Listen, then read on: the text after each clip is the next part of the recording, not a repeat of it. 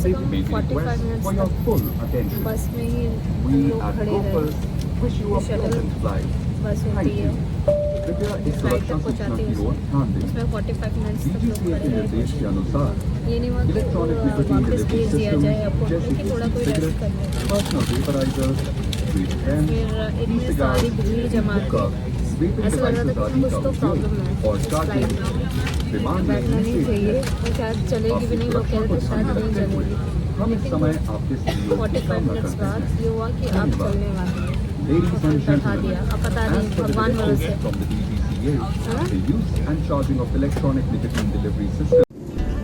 Welcome परिवार, कैसे हैं आप सब? होपफुली आप सब लोग अच्छे होंगे। तो फर्स्ट व्लॉग अगर आपने जाके नहीं देखा है तो जाके चेक कर लीजिए, उसमें मैंने डिटेल में बताया है कि आपको किस किस चीज़ की ज़रूरत है अगर आप प्लान कर रहे हैं थाईलैंड जाने की। इस व्लॉग में मैं आपको आगे बताऊंगी कि आप एयरपोर्ट से कैसे पहुंच सकते हैं अपने डेस्टिनेशन पे जहां पे आप रुके हों। हम रुके हैं मेन जो एरिया है पटोंग बीच के पास का, तो वहाँ रुके हैं। वो बहुत ही अच्छा एरिया है, आपको भी चूज़ करना चाहिए मेन एरिया के आसपास रुकने का, क्योंकि वहीं पे मार्केट वगैरह होगी, सब कुछ वहीं पर होगा। अगर दूर रुकेंगे तो बहुत दिक्कत होगी। तो थाईलैंड में सबसे पहले हमने चूज़ किया फुकेट जाने का। आप भी फुकेट देख सकते हैं। फुकेट के बाद हमने क्राबी प्लान किया था और फिर बैंकॉक। तो ये तीनों शहर हम आपको दिखाएंगे। देखिए, जैसे ही हम पहुंचने ही वाले हैं, और मैं आपको बता दूं, अगर आपने विंडो वाली सीट ली है तो बहुत ही अच्छे व्यूज़ आपको दिखाई देने वाले हैं। ये देखिए, समुद्र के ऊपर से हमारी फ़्लाइट गुजर रही है। तो थाईलैंड के समुद्र के बारे में आपको बता दूं, वहाँ के समुद्र का पानी जो है बहुत ही साफ़ है। उसमें आपको नीचे तक पत्थर वत्थर सब दिखाई देता है। गंगा ही ऐसी लग रही है। तो पंकज यहाँ कह रहे हैं गंगा जी जैसे लग रही है जो ये समुद्र है। और मैं आपको बता दूँ, जो अभी प्लेन लैंड होगा तो देखिएगा ये बीच के ऊपर से जाएगा। ये शायद किसी मूवी में भी ये सीन था।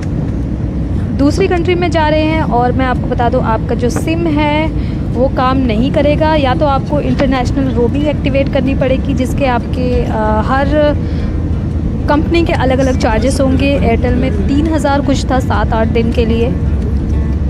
देखिए, मैं इसी बीच की बात कर रही हूँ। ये बीच के ऊपर से जा रहे लोग खड़े हैं वहाँ पे।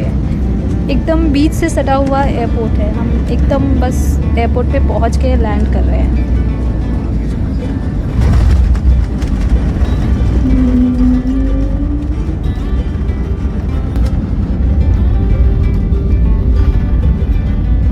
Welcome to Phuket for entertainment के फैंस। तो यहाँ देखिए, एकदम बगल में पहाड़ था। हम फुकेट इंटरनेशनल एयरपोर्ट पे पहुँच गए, और मैं आपको बता दूँ, पहुँचते ही आपको सबसे पहले सिम लेना चाहिए, जो कि 300 बात में आ जाएगा। यहाँ पे 5G चलता है और बहुत ही फास्ट चलता है। अनलिमिटेड डेटा मिलता है इसमें। अगर आप अपना सेम नंबर रखना चाहते हैं इंडिया वाला, तो मैं आपको सजेस्ट करूँगी कि यहाँ पे लैंड होने से पहले ही आप अपना इंटरनेशनल रोमिंग एक्टिवेट करा लीजिए, वरना आपके बहुत ज़्यादा चार्जेस लगेंगे। जैसे ही आप एयरपोर्ट के अंदर जाएंगे तो सबसे पहले आपको वीज़ा के लिए अप्लाई करना पड़ेगा। तो मैंने पिछले व्लॉग में आपको बताया था कि आपको पासपोर्ट साइज़ फ़ोटो लेकर आना है। अगर आप नहीं लेकर आएंगे तो आपको यहाँ पे 600 बात में मिलेगा। 600-650 बात में आपको फ़ोटो मिलेगी, जो कि आपको काफ़ी एक्सपेंसिव पड़ जाएगा। मनी एक्सचेंज के बारे में मैंने आपको बताया था। आपको थाई बात आपको अपनी कंट्री में ही ले लेना चाहिए, क्योंकि वो सस्ता पड़ेगा। एयरपोर्ट पे काफ़ी महंगा पड़ेगा। आपको इनफ कैश कैरी करना है, और साथ ही साथ जो आपका जो डेबिट कार्ड होगा वो इंटरनेशनल डेबिट कार्ड होना चाहिए। अगर आप वहाँ से पैसे निकालना चाहते हैं, आपको इंटरनेशनल रोमिंग ऑन करवानी पड़ेगी। इंटरनेशनल एयरपोर्ट, अरे देखिए लोगों की लाइन।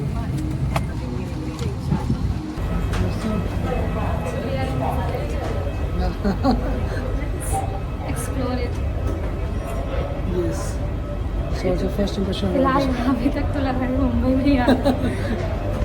नहीं वैसे वैसे लगता है।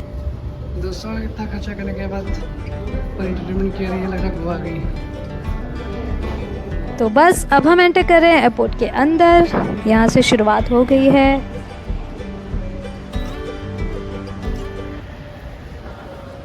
आप लोगों को गिरने बच बचपन में थाईलैंड में लिखा होगा, आपको पता नहीं होगा।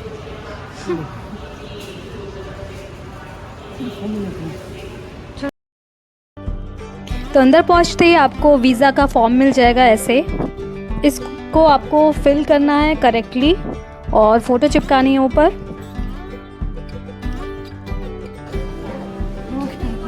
क्या कर रहे हो? वीज़ा मंगाएगा? तो वीज़ा हमें मिल गया, हम लगेज कलेक्ट करने जा रहे हैं नीचे। Phuket international airport. और ये बाकी सब काम हो गया है। विजन अराइवल पे जल्दी हुआ, लेकिन आपको 2200 बात देने पड़े, जो कि उसके बाद आपको टाइम लगा इमिग्रेशन में। बस सारा काम हो चुका है। चलिए चलते हैं। कितना समय लगा ये तो बताओ। मेरे ख्याल से हमें लगा होगा, अभी टाइम कितना हो रहा है? अच्छा, यहाँ पे इंडिया के टाइम से 1.5 घंटे का अंतर है ना? 1.5 घंटे आगे चल रहा है, मतलब अगर आप क्या इंडिया में 12 बज रहे हैं तो यहाँ 1:30 बजेगी, क्योंकि ये पूरब में है, पूरब में।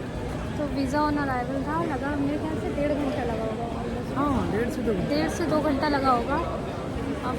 उनकी साइड वो से सिर्फ तो लाइन की वजह से था, अदरवाइज प्रोसेस बहुत ही इजी था। आंखें बंद करके दे जैसा रहे हैं, कि- ऐसा लग रहा है। शेंजन वीज़ा जो होता है उसमें बहुत माथा बच्ची होती है, उस तरीके से नहीं था। कुछ नहीं, कहाँ रुके हो, कहीं रुके हो, बस इनको रिटर्न टिकट चाहिए, बस कुछ नहीं चाहिए। बहुत इजी है वीज़ा यहाँ पे लेना।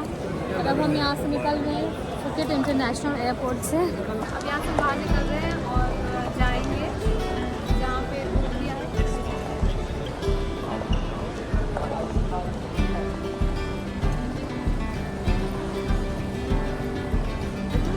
दोस्तों आइए आपको दिखाते हैं। तो मुझे बहुत तेज़ प्यास लग रही थी, एयरपोर्ट पे पानी था, तो पंकज ने कहा चलो मैं तुम्हें लेकर क्या चलता बात हूँ। कर रहे यहाँ के कप बिल्कुल डिफरेंट है।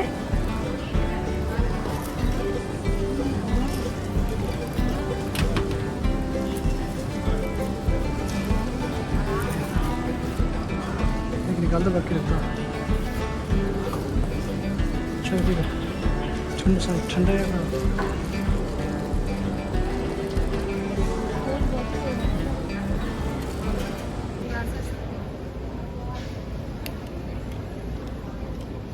देखिए इनको दिखता है कि नहीं दिखता? साफ है ना? हाँ tyre. Can you see now? Can सी?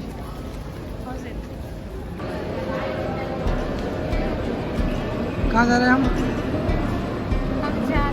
अच्छा। तो हम अब लगेज लेकर इंटरनेशनल एयरपोर्ट से अंदर के रास्ते से ही डोमेस्टिक एयरपोर्ट की तरफ आए हैं। वहीं पर आपको आगे बस स्टॉप मिल जाएगा। यही है बस स्टॉप, यहाँ पे लोग वेट करते हैं। यहाँ पे 2 ऐसे जगह हैं जहाँ से आप मिनी बस ले सकते हैं। जब भी आप आए मिनी, यहाँ पर आपको बैठा के रखेंगे 1 घंटा। उसके बाद जो नए लोग आएंगे उनको बस में भर के भेज देंगे। These are the people. यहाँ से बुक तो करना ही मत, सीधा जाइए बस स्टैंड पे। मिनी बस का सिस्टम थोड़ा ठीक नहीं था, वो 200 बात में मिल रही थी और ये बस जो थी वो 100 बात में हमें मिली। मिनी बस का जो बूथ था उसके थोड़ा आगे जाएंगे तो आपको बस स्टैंड दिख जाएगा, आप सीधा वहीं जाइएगा, वहाँ से आपको बस मिल जाएगी। फ़ौरन बैठिए बस में, 100 बात दीजिए। और अच्छी बस थी, यहाँ पे AC वाला सीन था। हाँ, मतलब जो यहाँ की लोकल है, अब आ रही है तो लोकल नहीं होगी कि मुंबई में AC बस नहीं चलती है। तो कैसे अच्छी है, बस अच्छी है। तो जैसे डोमेस्टिक एयरपोर्ट से बस स्टैंड की तरफ आप आएंगे तो आपको 2 मिनी बस के बूथ दिखाई देंगे। फर्स्ट वाले पे हमने जाके टिकट ली थी। उन्होंने बोला कि आपको भी टाइम लगेगा, जब तक 11 लोग भर नहीं जाते तब तक बस नहीं चलेगी। तो हमसे पहले 2 लोगों ने लिया था और उसके बाद 2 हम थे, तो 4 लोग हो गए थे। तो बस और 7 लोगों का इंतज़ार था, तो हम लोग बैठे रहे इंतज़ार में। 45 मिनट हो गए, फिर अचानक से जो बस वाली थी वो आई और उसने जो पहले 2 लोग थे, फॉरेनर्स थे, उनको बुलाया और हमें बोला कि आप वेट करो। अचानक से कुछ नए लोग आए थे, उनको बस में बैठाने लग गए। फिर मैंने उन्हें बोला कि हम लोग पहले आए हैं, तो हमें पहले भेजना चाहिए, जो अभी नए लोग आए हैं उनको आप क्यों भेज रहे हो। ऑलरेडी हम 45 मिनट से वेट कर रहे हैं। तो पहले तो उसने बस ड्राइवर को बोला, वो गया और फिर वापस आया और उसने कहा कि उसने उससे अपनी लैंग्वेज में बात करी। फिर वो कहने लगे नहीं आप वेट करो। मैंने कहा कि वेट नहीं करेंगे, ऑलरेडी 45 मिनट्स हो गए, अब हम और 45 मिनट्स नहीं वेट कर सकते, या तो अभी इस बस में भेजो या फिर हमारे पैसे वापस करो। तो वो एकदम चिड़चिड़ाने लग गई, वो अपनी लैंग्वेज में कुछ बोलने लग गई, तो जो कि मुझे समझ में आ गया था कि कुछ कुछ बक रही है वो।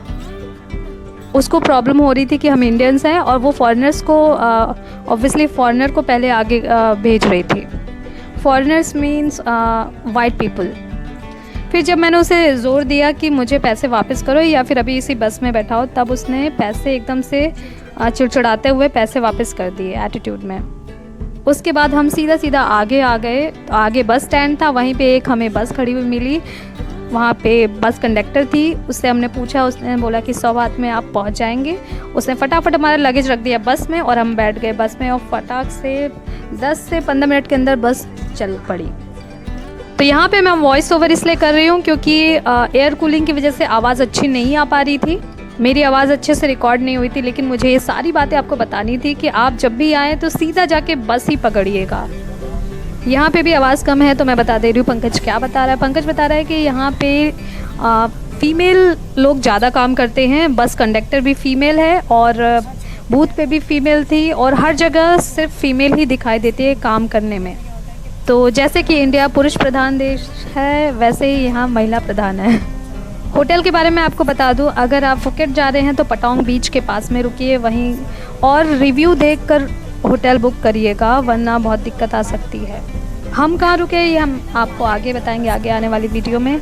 और फ़िलहाल मैं आपको बहुत सुंदर सुंदर जो रास्ते हैं वो दिखाने वाली हूँ। कुछ पूछना चाहते हैं तो कमेंट में पूछ सकते हैं, क्योंकि हम जा रहे हैं अभी 2023 में थाईलैंड। ये कोई पुराना वीडियो नहीं है, तो जो भी जानकारी आपको चाहिए फटाक से कमेंट करिए, हम आपको फ़ौरन रिप्लाई करेंगे, या फिर इंस्टा पे भी आप पूछ सकते हैं।